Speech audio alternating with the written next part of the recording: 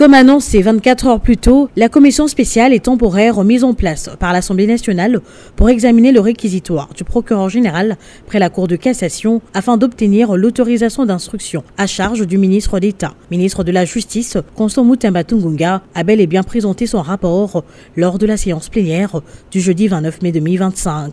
Après la lecture de ce rapport bien détaillé, reprenant toutes les réponses du procureur général Firmin Vondé et du ministre Constant Mutamba, cette commission, dirigée par le député national Méchac Mandefou, a recommandé l'auguste plénière d'autoriser l'instruction contre le Mineta en charge de la justice.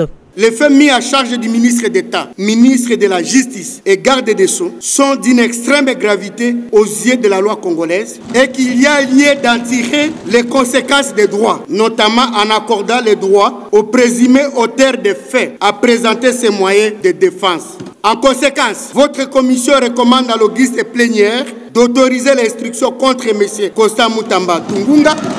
Adopté par l'Assemblée plénière, ce rapport a néanmoins été soumis à un débat houleux qui a permis aux élus du peuple de donner chacun un avis soit pour, soit contre l'autorisation d'instruction à charge de ce membre du gouvernement. Tantôt nous disons que la justice est malade et lorsqu'elle veut faire son travail, nous sommes là à lui mettre les bâtons dans le roues. Personne n'a dit qu'il est coupable. On veut en savoir davantage. Mais le ministère public peut, après instruction, dire que les faits ne sont pas établis. J'ai entendu dans le rapport le ministre dire que ce sont des faits administratifs, que Madame la Première ministre est l'autorité qui peut mettre fin à cette situation. Mais qu'il aille dire ça au procureur général. Il y a une démarche administrative et parmi les correspondances, même correspondances, il y a Premier ministre Ezanakati. Oyo bazali ko senga que les Mineta abakisa ba pièce. Tant que la procédure administrative n'a pas été épuisée, honorable président, ce qui est autorisé, tokobiaiser tout et ça sera comme un règlement de compte, honorable président. Combien que Mutamba a détourné, honorable président, qu'il plaise de votre haute autorité de cette institution, honorable président, de faire un sursaut patriotique en fait que nous puissions trouver une paix durable. Parce que depuis la nuit du temps, nous savons qu'il y a un conflit qui gangrène entre les ministres de la Justice et les conseils supérieurs de la magistrature.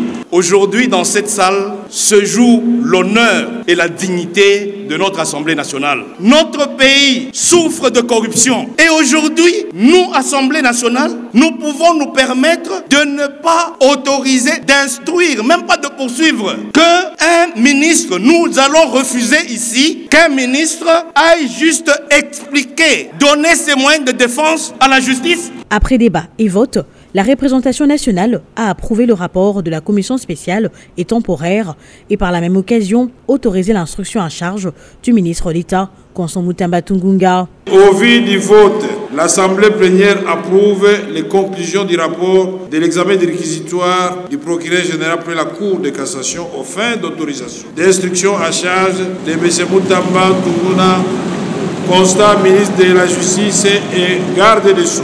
Par conséquent, l'Assemblée nationale accorde au procureur général près la Cour de cassation l'autorisation d'instruction à charge de M. Mutamba Tungunga, Constant, ministre d'État, ministre de la Justice et garde des Sceaux.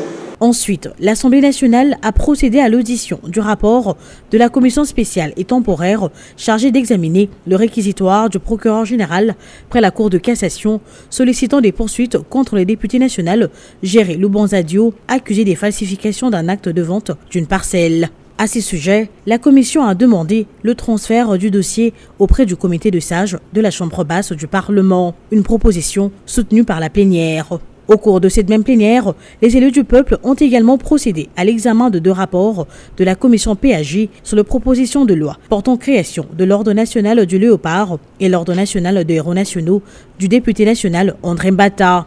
Il en ressort l'amendement de cet article sur le 12 que compose la proposition de loi portant création de l'Ordre national des héros nationaux. Quant à la proposition de loi portant création de l'Ordre national du léopard, 11 articles sur 19 ont été amendés. Ces deux propositions de loi ont toutes été adoptées in globo après l'adoption de rapports y référents. Notons que le speaker de la Chambre basse du Parlement, le professeur Vital Kamerhe, a informé la plénière que le procureur général près la Cour de cassation a introduit un nouveau réquisitoire en vue de l'autorisation de l'ouverture d'instruction contre le député national Nicolas Kazadi. Dans ce réquisitoire, lu par le rapporteur du bureau, Jacques Njoli, le parquet poursuit l'ancien ministre de Finances pour révélation de secrets d'État et propagation de faux bruits concernant des détournements des deniers publics.